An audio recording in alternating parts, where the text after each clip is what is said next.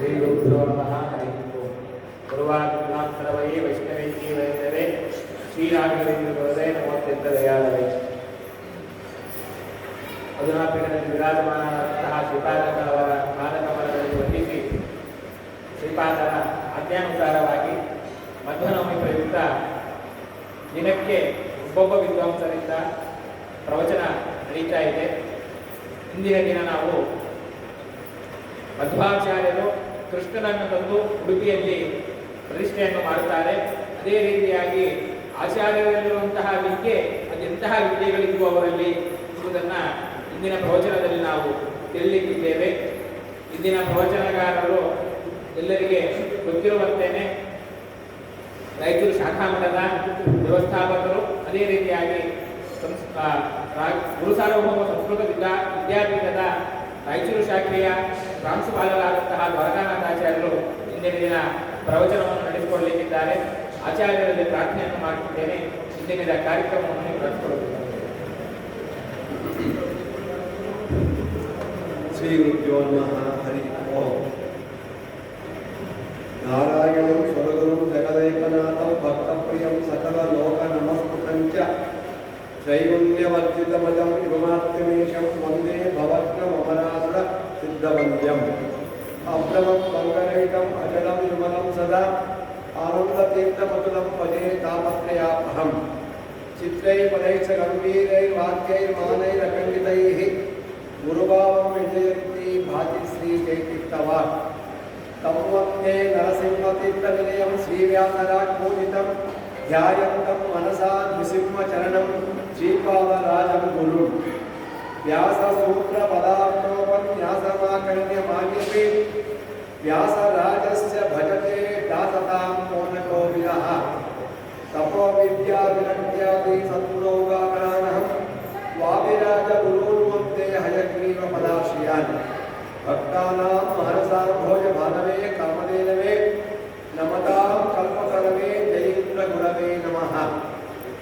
ಮೂಕೋಪಿ ಯತ್ಪ್ರಸಾದೇನ ಮುಕುಂದಶಯನಾಯತೆ ರಾಜರಾಜಾಯತೆ ರಿಕ್ತಃ ರಾಘವೇಂದ್ರಂ ತಮಶ್ರಯೇ ಕುಶವೇಂದ್ರಕರಾಬ್ಜೋತ್ತಂ ರಾಘವೇಂದ್ರ ಗುರುಪ್ರಿಯಂ ಶ್ವೇತೇಂದ್ರಗುರುಂ ವಂದೇ ಮೂಢನಾಮಾರ್ಥವೇರಕಂ ಜಲದೇಶವಿಭಾಕಾರಂ ಜಗದೀಶಪದಾಶ್ರಯಂ ಜಗದೀಶಲವಿಖ್ಯಾತಂ ಜಗನ್ನಾಥಗುರುಂ ಭಜೆ. ಹರಿವಾಯುಗುರುಭ್ಯೋ ನಮಃ. ಅಧುನಾಪೀಠದಲ್ಲಿ ವಿರಾಜಮಾನರಾದ ಶ್ರೀ ಶ್ರೀ ಶ್ರೀಪಾದಂಗಳವರ ಅಡಿದಾವರಗಳಲ್ಲಿ ಅನಂತ ಭಕ್ತಿಪೂರ್ವಕ ಪ್ರಣಾಮವನ್ನು ಸಮರ್ಪಣೆ ಮಾಡುತ್ತಾ ಈ ದಿವಸ ನಿತ್ಯ ಪ್ರವಚನ ಕಾರ್ಯಕ್ರಮ ಜೊತೆಯಲ್ಲಿ ಮಧ್ವ ನವರಾತ್ರೋತ್ಸವದ ಅಂಗವಾಗಿ 9 ದಿನಗಳ ಕಾಲ ಆಚಾರ್ಯ ಮಧ್ವರ ವಿಶೇಷ ಜೀವನ ಚರಿತ್ರೆಯನ್ನ ಅವರ ಅತ್ಯಂತ ಪ್ರಿಯ ಶಿಷ್ಯರಾಗಿರ್ತಕ್ಕಂತಹ ನಾರಾಯಣ ಪಂಡಿತಾಚಾರ್ಯರು ರಚನೆ ಮಾಡಿರ್ತಕ್ಕಂತಹ ಸುಮಧ್ವ ವಿಜಯ ಎಂಬ ಗ್ರಂಥಮಾಲಿಕೆಯಲ್ಲಿ ಇಂದಿನ ದಿವಸ ಈ ಕಾರ್ಯಕ್ರಮದ ಒಂದು ವಿಶಿಷ್ಟವಾಗಿರ್ತಕ್ಕಂಥ ವಿಷಯವೆಂದರೆ ಅಲ್ಲಿ ಬರುವಂತಹ 9 ಮತ್ತು 10 ಸರ್ಕಲಲ್ಲಿ ಬರುವಂತಹ ಕೆಲವೊಂದು ವಿಷಯಗಳನ್ನು ನಾವು ಇಲ್ಲಿ ಪ್ರವಚನದಲ್ಲಿ ಕೇಳೋಣ. ಆಚಾರ್ಯ ಮಧ್ವರ ಚರಿತ್ರೆ ತಿಳಿಸುವಂತಹ ಈ ಗ್ರಂಥದಲ್ಲಿ ಮೊದಲಿಗೆ ಮಂಗಳಾಚರಣೆಯನ್ನ ಈ ರೀತಿಯಾಗಿ ಮಾಡಿದ್ದಾರೆ. ಕಾಂತಾಯ ಕಲ್ಯಾಣ ಗುಣೈಕದಾಮ್ನೆ ನವಧ್ವನಾಥ ಪ್ರತಿಭಾಪ್ರದಾಯ ನಾರಾಯಣಾಯ ಅಖಿಲ ಕಾರಣಾಯ ಶ್ರೀಪ್ರಾಣನಾಥಾಯ ನಮಸ್ಕರೋಮಿ. ಆಚಾರ್ಯ ಮಧ್ವರು ಇನ್ನೇ ದಿವಸ ಕಥೆಯಲ್ಲಿ ನಾರಾಯಣ ಆಶ್ರಮದಿಂದ ವ್ಯಾಸಾಶ್ರಮಕ್ಕೆ ಬರುವಂತರಾಗಿದ್ದಾರೆ. ಅಲ್ಲಿ ಮಧ್ವಾಚಾರ್ಯರು ವೇದಾಂತ ಪದವರಲ್ಲಿ ಶ್ರೇಷ್ಠರಾಗಿದ್ದಾರೆ ಮತ್ತು ವೇದವ್ಯಾಸ ದೇವರು ಪ್ರತಿಪಾದ್ಯರಲ್ಲಿ ಶ್ರೇಷ್ಠರಾಗಿರ್ತಕ್ಕಂಥ ತತ್ವವನ್ನು ಇಲ್ಲಿ ನಿರೂಪಣೆ ಮಾಡ್ತಾ ಇದ್ದಾರೆ. ಅಷ್ಟೇ ಅಲ್ಲ, ಈ ಆಚಾರ್ಯ ಮಧ್ವರು ವ್ಯಾಸಾಶ್ರಮದಲ್ಲಿ ಮಧ್ವ ಮಾಸದಲ್ಲಿ ವ್ಯಾಸದೇವರನ್ನ ಈ ರೀತಿಯಾಗಿ ಚಿಂತನೆ ಮಾಡ್ತಾ ಇದ್ದಾರೆ. ಯಾವ ರೀತಿ ಅಂದ್ರೆ ಕಸ್ಯ ವರ್ಣಪತಮೋಸವಾಸ ಭೂರ್ಮಾನಸ ಉದಲಮಾನಸಶ್ಚನೋ ನಾಟ್ಯಜತ್ ಕ್ಷಣಮಪಿ ಅಸಾವಿಧಂ ನೈಷನಾಥವಿರಹಿತೋ ಅಭವತು. ವೇದವ್ಯಾಸನಿಗೆ ಪೂರ್ಣ ಪ್ರಜ್ಞನ ಮನಸ್ಸಿಗಿಂತ ಹೆಚ್ಚು ಪ್ರಿಯವಾಗಿರ್ತಕ್ಕಂಥ ವಾಸ್ತವವು ಬೇರೊಂದಿಲ್ಲೇ ಇಲ್ಲ. ಅದಕ್ಕೆ ನಾವು ಲೋಕದಲ್ಲಿ ಹರಿ ಸರ್ವೋತ್ತಮ ವಾಯು ಜೀವೋತ್ತಮ ಅಂತ ಹೇಳ್ತೇವೆ. ಇಲ್ಲಿ ವೇದವ್ಯಾಸನ ಹರಿ ಸರ್ವೋತ್ತಮರಾಗಿದ್ದಾರೆ, ಮಧ್ವಾಚಾರ್ಯರು ವಾಯುದೇವರು ಜೀವೋತ್ತಮರಾಗಿದ್ದಾರೆ. ಇಂತಹ ಇವರ ಸಹ ಬಿಟ್ಟು ಒಂದು ಕ್ಷಣ ಇರ್ತಿರಲಿಲ್ಲ. ಮಧ್ವಾಚಾರ್ಯ ಬಿಟ್ಟು ವೇದವ್ಯಾಸ ಇರ್ತಿರಲಿಲ್ಲ, ವೇದವ್ಯಾಸ ಬಿಟ್ಟು ಮಧ್ವಾಚಾರ್ಯ ಇರ್ತಾ ಇಲ್ಲ. ಅವರಿಬ್ಬರಿಗೆ ಯಾವ ರೀತಿಯಾಗಿ ಲಕ್ಷ್ಮೀನಾರಾಯಣಗೆ ಅವಿಯೋಗ ಇಲ್ವೋ, ವಿಯೋಗ ಇಲ್ವೋ, ಅವಿಯೋಗಿಗಳು ವಿಯೋಗ ಇದೆ ಅಂತಕ್ಕಂಥವ್ರು. ಆ ರೀತಿಯಾಗಿ ನಾರಾಯಣ ಮನಸ್ಸಲ್ಲಿ ಸದಾ ವಾಯುದೇವರು, ವಾಯುದೇವ ಮನಸ್ಸಲ್ಲಿ ಸದಾ ನಾರಾಯಣ, ಅವ್ರ ಗುರುಗಳು ಶಿಷ್ಯರು. ಇಂತಹ ಭಾವನೆಯಿಂದ ಅವರಿಬ್ಬರು ಇರ್ತಕ್ಕಂಥವರಾಗಿದ್ದರು. ಮಧ್ವಾಚಾರ್ಯ ಹೃದಯದಲ್ಲಿ ಸದಾ ಹರಿಯನ್ನ ನೆನೆಸ್ತಾ ಇರ್ತಕ್ಕಂಥವರಾಗಿದ್ದಾರೆ. ಇಂತಹ ಆಚಾರ್ಯ ಮಧ್ವರು ಅಲ್ಲಿಂದ ಪ್ರಯಾಣ ಮಾಡಿ ಮುಂದೆ ಬಂದಾಗ ಅಲ್ಲಿರ್ತಕ್ಕಂಥ ಅನೇಕ ಶಿಷ್ಯರು ಗುರುಗಳ ದರ್ಶನ ಮಾಡಿ ತುಂಬ ಆನಂದ ಪಟ್ಟಿದ್ದಾರೆ. ಆಚಾರ್ಯರು ಬಂದ್ಬಿಟ್ಟಿದ್ದಾರೆ ಅಂತ ಸಂತೋಷವಾಗಿದೆ. ಯಾವ ಸಂತೋಷವಾಗಿದೆ ಅಂದ್ರೆ ಹೇಳ್ತಾ ಇದ್ದಾರೆ, ಈ ಮಧ್ವಾಚಾರ್ಯರು ಸಮುದ್ರವನ್ನು ದಾಟಿ ಬಂದ್ಮೇಲೆ ಹನುಮಂತನಂತೆ ಯಾವ ರೀತಿಯಾಗಿ ತ್ರೇತಾಯುಗದಲ್ಲಿ ಶ್ರೀ ಹನುಮಂತದೇವರ ಲಂಕೆಯಿಂದ ಅಯೋಧ್ಯೆ ಬಂದೋ ಅದೇ ರೀತಿಯಾಗಿ ರತ್ನಶೈಲವಾಗಿರತಕ್ಕಂಥ ಶಮಂತಕಮಣಿ ತಂತ್ರಕೃಷ್ಣನ ಶಿಷ್ಟನಿದೆ ಮತ್ತು ಪುಷ್ಪಶ್ರೇಷ್ಠವಾಗಿರ್ತಕ್ಕಂಥ ಸೌಗಂಧಿಕ ತಂದ ದೇವತೆಗಳಂತೆ ನಮ್ಮ ಜನರಿಗೆ ನೆಮ್ಮದಿಯನ್ನು ಕೊಡ್ತಕ್ಕಂಥದ್ದಾಗಿದ್ದಾರೆ ಆಚಾರ್ಯ ಮಧ್ವರು. ಅಷ್ಟಲ್ಲದೆ ಸಾಮಾನ್ಯ ಒಂದು ಊರುಗಳಿಗೆ ಸನ್ಯಾಸಿಗಳು ಬಂದರೆ ಅವರಿಗೆ ಭಿಕ್ಷೆ ಮಾಡಬೇಕು, ಭಿಕ್ಷೆ ಮಾಡಬೇಕು ಅಂತ ಅನೇಕ ಭಕ್ತರು ಶಿಷ್ಯರು ಅನೇಕ ಇರ್ತಾರೆ. ಅದೇ ರೀತಿಯಾಗಿ ಆಚಾರ್ಯ ಮಧ್ವರಿಗೆ ಭಿಕ್ಷೆ ಮಾಡಬೇಕು ಅಂತ ಅಗ್ನಿ ಶರ್ಮರೇ ಮೊದಲಾಗಿರ್ತಕ್ಕಂಥ ಅನೇಕ ಬ್ರಾಹ್ಮಣರು ತಯಾರಾಗಿದೆ.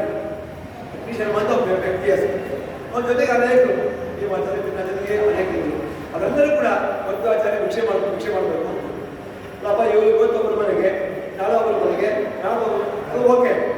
ಆದರೆ ಒಂದೇ ದಿವಸ ಒಂದೇ ಸಮಯದಲ್ಲಿ ಎಲ್ಲ ಶಿಷ್ಯರು ಕೂಡ ಆಚಾರ್ಯ ಮಧ್ವರಿಗೆ ಭಿಕ್ಷೆ ಮಾಡಬೇಕು ಅಂತ ಸಂಕಲ್ಪ ಮಾಡಿಬಿಟ್ಟು ಆಗ 5 ಜನ ಬ್ರಾಹ್ಮಣರು ಒಂದೇ ಕಾಲಕ್ಕೆ ಅಗ್ನಿಶರ್ಮ ಮೊದಲಾಗಿದ್ದ ಬ್ರಾಹ್ಮಣರು ಮಧ್ವಾಚಾರ್ಯರಿಗೆ ಭಿಕ್ಷೆ ವ್ಯವಸ್ಥೆಯನ್ನು ಮಾಡಿದಾಗ ಆ ತಂದಿರ್ತಕ್ಕಂಥ ಎಲ್ಲ ಭಿಕ್ಷೆಯನ್ನು ಕೂಡ ಮಧ್ವಾಚಾರ್ಯರೊಬ್ಬರೇ ಸ್ವೀಕಾರ ಮಾಡಿದರು. ಯಾಕಂದ್ರೆ ಹಳೆಯ ಕಾಲದಲ್ಲಿ ಎಲ್ಲವನ್ನೂ ಕಳಿಸ್ತಕ್ಕಂಥ ಶಕ್ತಿ ವಾಯುದೇವರಿದೆ. ಅಂದಮೇಲೆ ಅದೇ ವಾಯುದೇವನ ಅವತಾರಗಳಾಗಿರ್ತಕ್ಕಂಥ ಮಧ್ವಾಚಾರ್ಯರಿಗೆ ಇಲ್ವೇನೋ ಇದ್ದೇ ಇದೆ, ಬೇಕಾದ್ಕೊಂಡ್ರೆ ಅದು ಸ್ವೀಕಾರ ಮಾಡ್ತಾರೆ. ಅದ್ರಲ್ಲಿ ಯಾವ ಥರದ ತೊಂದರೆಗಳಿಲ್ಲ. ಮುಂದೆ ಯಾಕಂದ್ರೆ ನಾಳೆ ದಿವಸ ಮಧ್ವಾಚಾರ್ಯ ಇರೋದಿಲ್ಲ, ಮುಂದೆ ಪ್ರಯಾಣ ಮಾಡುತ್ತಾರೆ, ಇವತ್ತು ಸಮರ್ಪಣೆ ಮಾಡಬೇಕು. ಈ ಉದ್ದೇಶದಿಂದ ಸಮರ್ಪಣೆ ಮಾಡಿದರೆ ಎಲ್ಲವನ್ನೂ ಕೂಡ ಮಧ್ವಾಚಾರ್ಯರು ಸ್ವೀಕಾರ ಮಾಡಬೇಕು.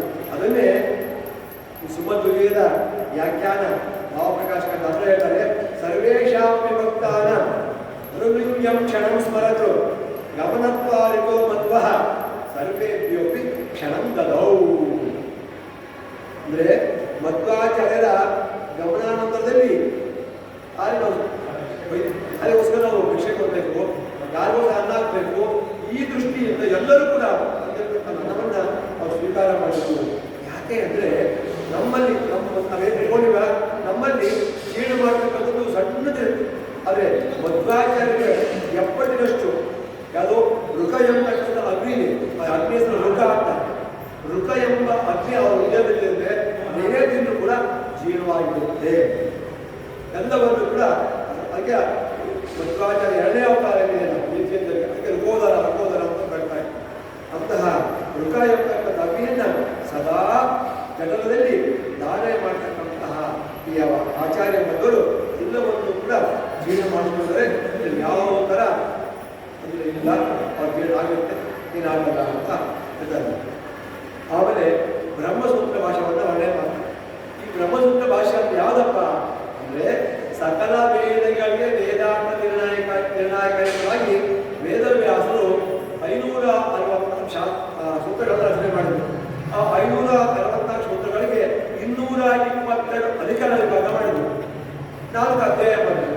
ಅವುಗಳಿಗೆ ಆಚಾರ್ಯ ಮಧ್ವರು ಪ್ರಪ್ರಥಮವಾಗಿ 4 ದಂಡ ಬರೆಯರು ಮಧ್ವಾಚಾರ್ಯ.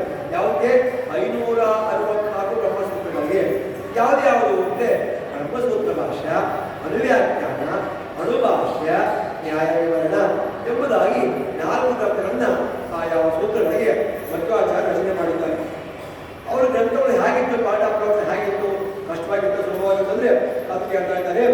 ಬಾಲಸಂಗಮಪಿ ಬೋಧಯ ದೃಶಂ ದುರ್ನಿರೂಪ ವಚನಂ ಸ ಪಂಡಿತೈತಿ ಅಪ್ರಮೇಯ ಹೃದಯ ಪ್ರಸಾದವತು ಸೌಮ್ಯಕಾಮಿಕ ವಿಪಕ್ಷ ಭೀಷಣಂ. ಅಂದರೆ ಪ್ರತಿಪಾದಿಸತಕ್ಕಂತಹ ವಿಷಯವೆಲ್ಲವನ್ನೂ ಕೂಡ ವೇದವಾಕ್ಯಗಳಂತೆ ಮತ್ತೆ ಉದಾಹರಣೆ ಮಾಡ್ತಾರೆ. ಯಾವುದೇ ಒಂದು ಶಬ್ದ ಹೇಳಿ, ವೇದವಾಕ್ಯ ಹೇಗಿದೆ, ಋಗ್ವೇದದಲ್ಲಿ ಬಂದಿದೆ, ಯಜುರ್ವೇದದಲ್ಲಿ ಹೇಳ್ತಾ ಇದೆ. ಭಗವಂತನ ಸರ್ವೋತ್ತಮತ್ವವನ್ನು ಪ್ರತಿಪಾದನೆ ಮಾಡತಕ್ಕಂಥ ಪ್ರತಿಯೊಂದು ವೇದಗಳನ್ನು ಕೂಡ ಸೂತ್ರದಲ್ಲಿ ಭಾಷೆಯಲ್ಲಿ ತೋರಿಸ್ಕೊಳ್ತಾ ಇದ್ರು. ಸ್ಮೃತಿವಾಕ್ಯಗಳಿಂದ ವಿವರಣೆ ಮಾಡ್ತಾ ಇದ್ರು, ಚೆನ್ನಾಗಿ ಸಮರ್ಥನೆ ಮಾಡಿ ಅದನ್ನು ಕೂಡಿಸ್ತಾ ಇದ್ರು. ಆಮೇಲೆ ಭಾವನದಲ್ಲಿಯೂ ಕೂಡ ಸುಲಭವಾಗಿ ತಿಳಿಯುವಂತೆ, ಭಾವನಿಗೆ ಏನು ಗೊತ್ತಿಲ್ಲ, ಶಾಸ್ತ್ರ ಗೊತ್ತಿಲ್ಲ, ಅವರ ಶಬ್ದ ಧಾತು ಏನು ಗೊತ್ತಿಲ್ಲ, ಅವರು ಸಂಸ್ಕೃತ ಗೊತ್ತಿಲ್ಲ, ಅಂಥವರು ಕೂಡ ಭಾಷೆ ಓದಿದೆ ಸುಲಭ ಅರ್ಥ ಆಗಬೇಕು. ಮಾಹಿತಿ ಕೂಡ ಇರ್ತಕ್ಕಂಥ ಅಷ್ಟಿಲ್ಲ. ಪಂಡಿತರಿಗೂ ಕೂಡ ಪೂರ್ಣವಾಗಿ ಅದಕ್ಕೆ ಸಾಧ್ಯನೇ ಇಲ್ಲ.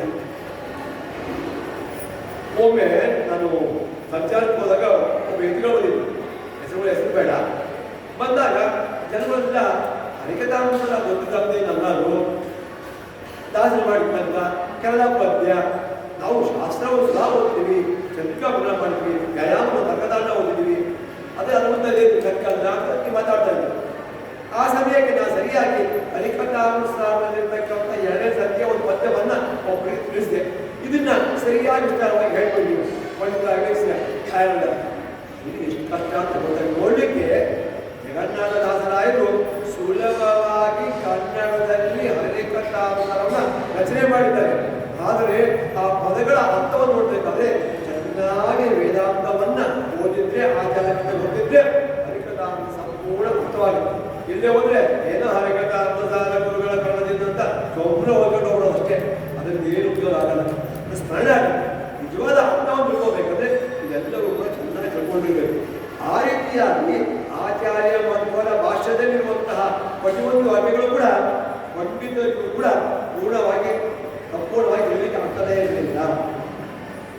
ಆಮೇಲೆ ಇವರ ಗ್ರಂಥಗಳಲ್ಲಿ ಉಪಶಬ್ದಗಳು, ತಪ್ಪಾಗಿರ್ತಕ್ಕಂಥ ಶಬ್ದಗಳು.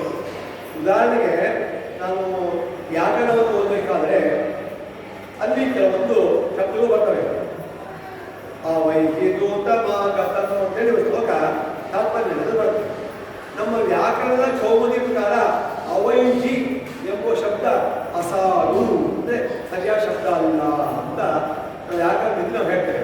ಆದರೆ ಮಧ್ವಾಚಾರ್ಯರು ಅದನ್ನು ಉಪಯೋಗಿಸ್ತಾರೆ. ಅವೈಹಿ ದೂತಮಾಗತ ಅದ್ಯಾಕೆ ಬಂತು? ಸುಮಾರು 76-77 ಇಸ್ವಿಯಲ್ಲಿ ವ್ಯಾಕರಣ ಓದ್ತಾ ಇದ್ದೆ ಮಂತ್ರಾಲಯದಲ್ಲಿ.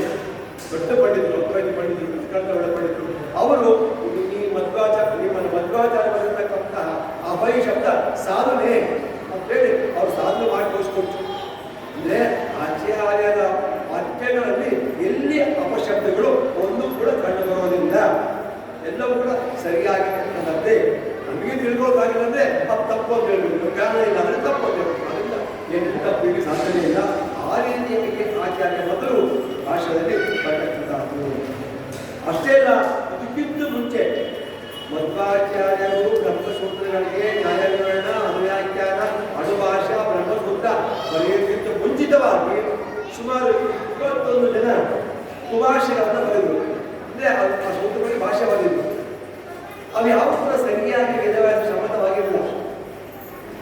ಆಗ ಸರಿಯಾಗಿ ಬರೀಬೇಕು ಅಂತ ಹೇಳಿ ಮಧ್ವಾಚಾರ್ಯ ಅರ್ಪಣೆ ಮಾಡಿದಾಗ ಮಧ್ವಾಚಾರ್ಯಗಳು ಅದಕ್ಕೆ ಒಂದು ಕಡೆ ವಾದಿರಾಜ್ ಹೇಳ್ತಾರೆ, ಅಂತೆ ಸಿದ್ಧಸ್ತು ಸಿದ್ಧಾಂತ ಕೊನೆ ಬರತಕ್ಕಂತಹ ಈ ಮಧ್ವಾಚಾರ್ಯ ಭಾಷೆ ಇದೆಯಲ್ಲ, ಅದರ ಮುಂದೆ ಯಾರು ಗಣನೆ ಮಾಡೋದಾಗಲ್ಲ ವರ್ತಮಾನ ಕಾಲದಲ್ಲಿ ಸರಿಯಾಗಿರ್ತಕ್ಕಂಥ ಏಕೈಕ ಭಾಷ್ಯ ಅಂದರೆ ಬ್ರಹ್ಮಸೂತ್ರ ಭಾಷ್ಯ ಆಚಾರ್ಯ ಮಧ್ವರ ಭಾಷ್ಯ ಅಂತ ವಾದಿರಾಜ ಸ್ವಾಮಿಗಳು ತಿಳಿಸ್ತಕ್ಕಂಥವರಾಗಿದ್ದಾರೆ. ಮತ್ತು ಈ ಸಕಲ ಬ್ರಹ್ಮಸೂತ್ರಗಳ ಅದ್ಭುತ ಭಾಷೆಯನ್ನು ರಚನೆ ಮಾಡಿದ್ರು ಕೂಡ ಮಹಾಪಾತಾತ್ಮನೆ ನಡೆಯದಲ್ಲಿ ಉದಾಹರಣೆ ಕೊಡ್ತಾರೆ. ಪ್ರಥಮೋ ಹನುಮನ್ ನಾಮ ದ್ವಿತೀಯೋ ಭೀಮಯೇವಚ ಪೂರ್ಣ ಪ್ರತಿಯಸ್ತು ಭಗವತ್ಕಾರ್ಯ. ಭಗವಂತನ ಕಾರ್ಯವನ್ನು ಸರಿಯಾಗಿ ತಿಳ್ಕೊಳ್ಬೇಕಂತ ಏಕೈಕ ವ್ಯಕ್ತಿ ಅಂದರೆ ಜೀವೋತ್ತಮರಾಗಿರ್ತಕ್ಕಂಥ ವಾಯುದೇವರು. ತ್ರೇತಾಯುಗದಲ್ಲಿ ಹನುಮನಾಗಿ, ದ್ವಾಪರಯುಗದಲ್ಲಿ ಭೀಮನಾಗಿ, ಕಲಿಯುಗದಲ್ಲಿ ಆಚಾರ್ಯ ಭಕ್ತರಾಗಿ ಆ ಭಗವಂತನ ಸೇವೆಯನ್ನು ಮಾಡ್ತಕ್ಕಂಥವರಾಗಿರ್ತಾರೆ. ನಾವು ಉಪನ್ಯಾಸ ಮಾಡಬೇಕಾದ್ರೆ ಹೇಳ್ತೀವಿ 20 ಭಾಷೆ ಕಾಡನೆ ಮಾಡಿದ್ವಿ. ಆ 21 ಭಾಷೆ ಯಾವ್ಯಾವು ಅಂತ ನಿಮ್ಮ ಕಿವಿಗಳಿಗೆ ಅಂತ ಒಂದ್ಸಲ ಓದ್ತೀನಿ ಕೇಳಿ. ಒಂದು ಭಾರತೀಯ, ಅದು ಬ್ರಹ್ಮಸೂತ್ರ ವ್ಯಾಖ್ಯಾನ. ಎರಡನೇದು ಒಂದು ಭಾರತ ವಿಜಯ ಅಂತ, ಎರಡನೇದು ಸಂವಿಧಾನ ಅಂತ, ಮೂರನೇದು ಬ್ರಹ್ಮಘೋಷ, ಆಮೇಲೆ ಶತಾನಂದ, ಅದು ಉದ್ವರ್ತ ವಿಜಯ, ರುದ್ರಭಟ್ಟ, ವಾಮನ, ಯಾದವ ಪ್ರಕಾಶ, ರಾಮಾನುಜ, ಭಕ್ತ ಪ್ರಪಂಚ, ದ್ರವಿಡ, ಬ್ರಹ್ಮದತ್ತ, ಭಾಸ್ಕರ, ಪಿಶಾಚ, ವೃತ್ತಿಕಾಲ, ವಿಜಯಭಟ್ಟ, ವಿಷ್ಣುಕಾಂತ, ವಾಧೀಂದ್ರ, ಮಾಧವದಾಸ, ಶಂಕರ. ಹೀಗೆ 21 ಭಾಷೆಗಳು. ಯಾವ ಕೂಡ ಸರಿಯಾಗಿ 560 ಆ ಬ್ರಹ್ಮಸೂತ್ರ ಇದೆಯಲ್ಲ, ಆ ಬ್ರಹ್ಮಸೂತ್ರಗಳಿಗೆ ಸರಿಯಾಗಿರ್ತಕ್ಕಂಥ ಅರ್ಥವನ್ನು ಯಾರೂ ಬರಲಿಲ್ಲ. ಸರಿಯಾಗಿ ಬರೋದಂದ್ರೆ ನಮ್ಮ ಜೀವೋತ್ತಮವಾಗಿರ್ತಕ್ಕಂಥ ವಾಯುದೇವರು ಸರಿಯಾಗಿ ಬಂದರೆ ಯಾರೂ ಬರಲಿಲ್ಲ. ಇಂತಹ ಆಚಾರ್ಯರು ಅವರನ್ನು ಕನ್ನಡ ಮಾಡಿ ಬರುತ್ತಾರೆ ಅಂತ ಹೇಳ್ತಾರೆ. ಆಮೇಲೆ ಮಧ್ವಾಚಾರ್ಯರ ಭಾಷೆಯಲ್ಲಿ ಶ್ರೀಕಂಠ ಭಾಷ್ಯ, ಶ್ರೀಕರ ಭಾಷ್ಯ, ಅನೇಕ ಭಾಷೆಗಳಿದ್ರೂ ಕೂಡ ಅವೆಲ್ಲವನ್ನು ಕೂಡ ನಿರಾಕರಣೆ ಮಾಡಿ ಅಂತೆ ಸಿದ್ಧ ಸಿದ್ಧಾಂತ ಮಧ್ವಸಾಗಮ ಏವಲಿ ಎಂಬುದಾಗಿ ವಾದಿರಾಜರು ಆಚಾರ್ಯವನ್ನ ಭಾಷೆಯ ಸರಿಯಾಗಿರ್ತಕ್ಕಂಥದ್ದು ಎಂಬುದಾಗಿ ಅಂಕಾಕೋಶವಾಗಿ ತಿಳಿಸ್ತಕ್ಕಂಥವರಾಗಿದ್ದಾರೆ ಎನ್ನುವಂಥ ವಿಷಯ ಇಲ್ಲಿ ಬರ್ತಾರೆ. ಹೀಗೆ ಸಂಚಾರ ಮಾಡ್ತಾ ಮಾಡ್ತಾ ಆಚಾರ್ಯರು ಎಲ್ಲಿ ಬಂದರು ಅಂದರೆ ಗೋದಾವರಿ ತೀರಕ್ಕೆ ಬಂದರು. ಗೋದಾವರಿ ಅಂದರೆ ಗೋಮತಿ ನದಿ, ಗೋಮತಿ ನದಿ ಅಂತ ಒಂದೇ, ಗೋದಾವರಿ ಅಂತ ಒಂದೇ. ಆ ನದಿ ತೀರಕ್ಕೆ ಬರೋದು. ಆ ಗೋದಾವರಿ ಉಗಮ ಸ್ಥಾನ ಎಲ್ಲಿ ಅಂದರೆ ಗೌತಮ ಮುನಿಗಳ ಶಾಪದಿಂದ ಭೂಲೋಕದಲ್ಲಿ ತತ್ವಜ್ಞಾನವೇ ಮರೆಯಾಗಿದ್ದಾಗ ಆ ಭಗವಂತನು ಆ ದೇವತೆಗಳ ಪ್ರಾರ್ಥನೆಯಂತೆ ಆ ವೇದವ್ಯಾಸರಿಂದ ಭಗವಂತ ಅವತಾರ ಮಾಡಿ ಆ ಬ್ರಹ್ಮವಿದ್ಯ ಶಾಸ್ತ್ರ ಬರೆದು. ಈ ಬ್ರಹ್ಮವಿದ್ಯ ಶಾಸ್ತ್ರ ಇರೋದು ಮುಂಚೆ ಗೌತಮ ಮಹರ್ಷಿ ಕಟ್ಟ ನ್ಯಾಯಸೂತ್ರಗಳು ಅಂತ ಇದು 5 7 ಸಿಗ್ತವೆ. ಅವನು ಹೇಳಿದ್ರು ಅದು ಅಲ್ಲ, ಸರಿಯಾಗಿಲ್ಲ, ಸರಿಯಾಗಿದೆ ಅಂತೇಳಿ ಆ ಸೂತ್ರವನ್ನು ಬರೆದು ಅಂತಹ ಗೌತಮೀಸಿರ್ತಕ್ಕಂಥ ಗೋದಾವರಿ ತೀರದಲ್ಲಿ ವಿಶೇಷವಾಗಿ ವಾಕ್ಯಾರ್ಥವನ್ನು ಮಧ್ವಾಚಾರ್ಯ ಮಾಡ್ತಾ ಇದ್ರು. ಅಂತ ಮಧ್ವಾಚಾರ್ಯರ ವಾಕ್ಯಾರ್ಥದಲ್ಲಿ ಸಭೆಯಲ್ಲಿ ಮಧ್ವ ವೈಭವ ಎಂಬುದು ಕಂಡು ಬರ್ತಾ ಇದೆ. ಹಾಗಾದ್ರೆ ಭಾಟ, ಗಾಭಾಗರ, ವೈಶೇಷಿಕ, ನೈಯಾಯಿಕ, ಬೌದ್ಧ, ಚಾರ್ವಾಕ ಇವು ಷಡ್ ದರ್ಶನಗಳು ಅಂತ 6 ದರ್ಶನಗಳಿವೆ. ಆ 6 ದರ್ಶನಗಳಲ್ಲಿ ಎಲ್ಲರೂ ಕೂಡ ಇದ್ದಾರೆ. ಈಗ ಅವರು ಪಾಣಿನಿ, ಜೈಮಿನಿ, ವ್ಯಾಸ, ಕಪಿಲ, ಕಣ ಮತ್ತು ಅಕ್ಷಪಾತ ಅಂತೇಳಿ ಅವು ಕೂಡ ಷಡ್ದರ್ಶನಗಳು ಎಂಬುದಾಗಿ ಅದು ಇಷ್ಟಾಗಿದೆ. ಈ ರೀತಿಯಾಗಿ ಅವುಗಳನ್ನು ಕೂಡ ವಿಶೇಷವಾಗಿ ಪಾಠ ಪ್ರವಚನವನ್ನು ಮಾಡ್ತಾ ಇತ್ತು. ಆಚಾರ್ಯ ಮಧು ಎಂಬಂಥ ವಿಷಯ ಅಳಿಸ್ತಾ ಇತ್ತು. ಅಷ್ಟಕ್ಕೆ ಈ ಒರಿಸ್ಸಾ ಆಂಧ್ರ ಭಾರತ ಗೋದಾವರಿ ತೀರದಲ್ಲಿ ಒಬ್ಬ ಅದ್ವೈತಿಗಳು, ಅವರ ಹೆಸರು ಶೋಭನ ಭಟ್ಟರು. ಆ ಶೋಭನ ಭಟ್ಟರು ಬಹಳ ಹೆಚ್ಚು ವಿದ್ವಾಂಸರು. ಅವರು ಅನೇಕ ಶಾಸ್ತ್ರ ಓದಿದ್ರು ಕೂಡ ಅವ್ರಿಗೇನೂ ಶಾಸ್ತ್ರ ಸಂಬಂಧ ಇರಲಿಲ್ಲ. ಯಾಕೋ ಸರಿಯಿಲ್ಲ ಅನ್ಸುತ್ತೆ. ಯಾರ ಕೇಳ್ಕೊಳ್ಳೋದ್ರೆ ಅವರು ದೊಡ್ಡವ್ರು ಯಾರು ಸಿಗ್ತಾ ಇಲ್ಲ. ಅವರೇ ದೊಡ್ಡ ಪಂಡಿತರು. ಅವ್ರ ಸಂಶಯವನ್ನು ಯಾರು ಕೇಳಬೇಕು? ಭಗವಂತನ ಕೇಳಬೇಕು, ವಾಯುದೇವರು ಕೇಳಬೇಕು. ಸಂಶಯ ಹಾಗೇ ಉಳಿತು. ಆದರೆ ಮಧ್ವಾಚಾರ್ಯರು ಬಂದ ಮೇಲೆ ಅಲ್ಲಲ್ಲಿ ವಾಕ್ಯಾರ್ಥ ವಿದ್ವದ್ಗೋಷ್ಠಿ ನಡೆಸ್ತಾ ಇದ್ದಾಗ ಇದು ಕರ್ನಾಟಕ ಕಿವಿಯಿಂದ ಕಿವಿಗೆ ಶೋಭನ ಭಟ್ರಿಗೆ ಗೊತ್ತಾಯ್ತು. ಆಗ ಶೋಭನ ಭಟ್ರು ಅಲ್ಲಿ ಬಂದು ಕೇಳಿದ್ರೆ ಅವ್ರಿಗೆ ಏನು ಸಂಶಯಗಳಿತ್ತು ಅವೆಲ್ಲ ಸಂಶಯಗಳು ಮಧ್ವಾಚಾರ್ಯರ ಭಾಷ್ಯದ ಪಾಠದಲ್ಲಿ ಎಲ್ಲವೂ ಸ್ವಚ್ಛವಾಗಿ ಆಗ್ತಾ ಇತ್ತು.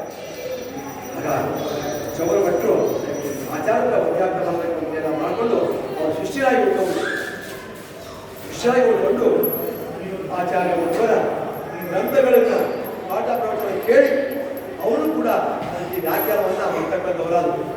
ಸನ್ಯಾಸಿಗಳಲ್ಲಿ ಪೀಠಾಧಿಪತಿಗಳಲ್ಲಿ ಮಧ್ವಾಚಾರ್ಯರ ಸರ್ವಮೂಲ ಗ್ರಂಥಗಳಿಗೆ 30 ಗ್ರಂಥ ಅವುಗಳಿಗೆ ಮೊಟ್ಟ ಮೊದಲು ವ್ಯಾಖ್ಯಾನ ಬರತಕ್ಕಂಥ ವ್ಯಕ್ತಿಗಳಂದ್ರೆ ಇದೇ ಶೋಭನ ಭಟ್ಟರು ಅರ್ಥಾತ್ ಪದ್ಮನಾಭ ತೀರ್ಥರು ಅಂತ.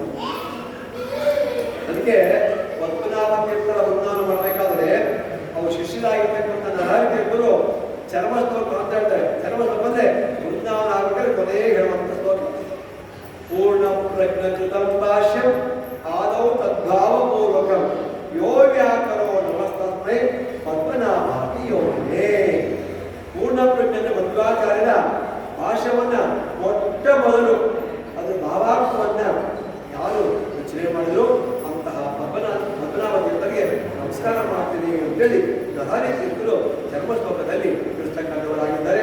ಆ ರೀತಿಯಾಗಿ ಸನ್ಯಾಸಿಗಳಲ್ಲಿ ಅವರಾದರೆ ಗೃಹಸ್ಥಾಶ್ರಮಗಳಲ್ಲಿ ಸುಮಧ್ವೀಯವಾಗಿರತಕ್ಕಂಥ ನಾರಾಯಣ ಪಂಡಿತಾಚಾರ್ಯ ತಂದೆ ತ್ರಿವಿಕ್ರಮ ಪಂಡಿತಾಚಾರ್ಯರು ಈ ವಾಸ್ತುತಿ ಹೇಳ್ತೀವಲ್ಲ ಆ ವಾಸ್ತುತಿ ಬರತಕ್ಕಂಥ ತ್ರಿವಿಕ್ರಮ ಪಂಡಿತಾಚಾರ್ಯರು ಮೊಟ್ಟ ಮೊದಲಿಗೆ ಮಧ್ವಾಚಾರ್ಯರ ಗ್ರಂಥಗಳಿಗೆ ಟೀಕಾ ಟಿಪ್ಪಣಿ ವ್ಯಾಖ್ಯಾನವನ್ನು ಬರೆದುಕೊಂಡವರಾಗಿದ್ದಾರೆ.